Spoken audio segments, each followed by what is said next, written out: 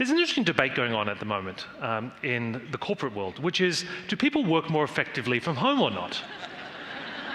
I can tell you in Shanghai, they definitely don't. But, this was really kicked off when Marissa Mayer last year, the new head of Yahoo, sent an email to everyone and said, listen, all of you working from home, come back to work. And the reason why she said that was, strangely enough, she said that in this time of change, it's actually important that we start by being physically together. Now, it's easy to imagine this was an outlier, except that a month later, Meg Whitman did exactly the same thing, the CEO of HP. She actually said to be a more connected workforce, we have to start by actually being in the office. So is this an end to remote work? I don't think so. But I think what's starting to happen is that companies and leaders are realizing that we have a problem in the way we work. We're losing connectivity. The reason why building connections is so important at physical events is because they go to the heart of what I believe is going to be the hallmark of 21st century success. Building connections is more than just networking. It's about creating what I call network capital. So Cemex, the cement manufacturer, actually models the social graph of its company to work out who are the most innovative people and how do they connect and do their work. This is what I mean about building a lightweight company. It's not about the assets or the things that the company owns. It's about the connections that connect the best people that define success in the 21st century. It's not just Cemex. At Google, when you go for your performance review, the people that review you is based on Google's analysis of your email behavior. So the people you most connect with are the people that review your performance. So it's an active social graph. Facebook, similarly, runs an internal version of Facebook just for Facebook employees. Someone in HR told me it was the #1 reason that people come back to work at Facebook. They miss their friends. When you leave the company, you get disconnected from the corporate Facebook. So connectivity is at the very heart of the modern day company.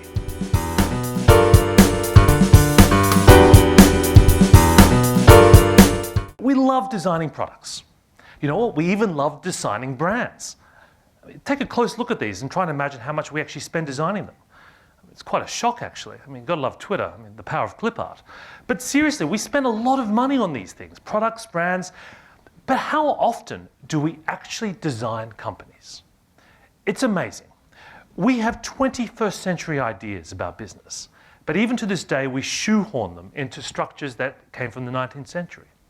If you think about it, so much of management, of the way we organize ourselves and work, came from the Industrial Revolution. It was all about control and treating people in a factory to get the most out of them. So we invented departments like human resources, sales and marketing, IT. That was phase 1. Not so long ago, we moved into phase 2, where we figured out that we could take those departments and we could move them elsewhere. So we could offshore entire business processes to places like India or the Philippines. Someone once described this to me as your mess for less. This really wasn't innovation. It was just shuffling the deck chairs on the Titanic. It's only been in the last 18 months or so that something very new has happened in the world of business, which is those departments have not just been offshored, they're moving on to platforms. So they're moving on to people who, like companies like Salesforce, that just specialize in sales and marketing. They're not just doing a single instance or a customized IT build. They're doing it for thousands of industries, which means they can get levels of innovation that IT vendors never were able to in the past. There's a new land grab across almost every department of the enterprise, from finance and legal, HR, sales and marketing, IT.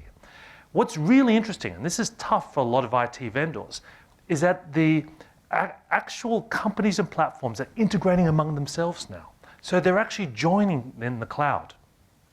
Now, there's a few consequences of this. The first thing is that IT departments have to change. They're upgrading their DNA. You're seeing people who come from the world of business administration, not from network administration, moving into leadership areas. The role of jobs in the enterprise is going to change. You know what? Accountants may even get less boring. Because in the past, you might have had a team of people in accounts receivable, making calls, chasing up bills and invoices. That's all going to go to software. The people left in finance will be business strategists.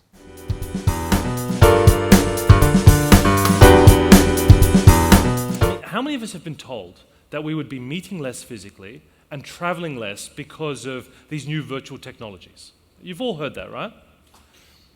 What's happening? We're meeting more than ever. We're on planes more than ever. What happened? And I think it actually has got to do with an old theory from economics from the 19th century. It's called Jarvin's paradox. And what this idea was simple.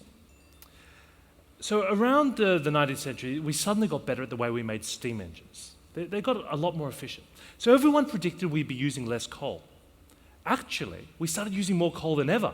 In fact, the use of coal and steam engines moved into all these under industries that never existed before and ended up powering the Industrial Revolution. So Jarvin's paradox says sometimes the technology, which is actually designed to decrease the use of something, increases it. The same thing, I believe, is happening in communications. You are now more connected than ever before. You know more people on LinkedIn and Facebook than you would have 5 years ago. You can keep in touch with them now more because of Skype and mobile phones. So what that's done is actually increased both the need and the desire to physically connect. So networking is actually embedded in your DNA. And more than that, it's going to be embedded into the DNA of the 21st century company.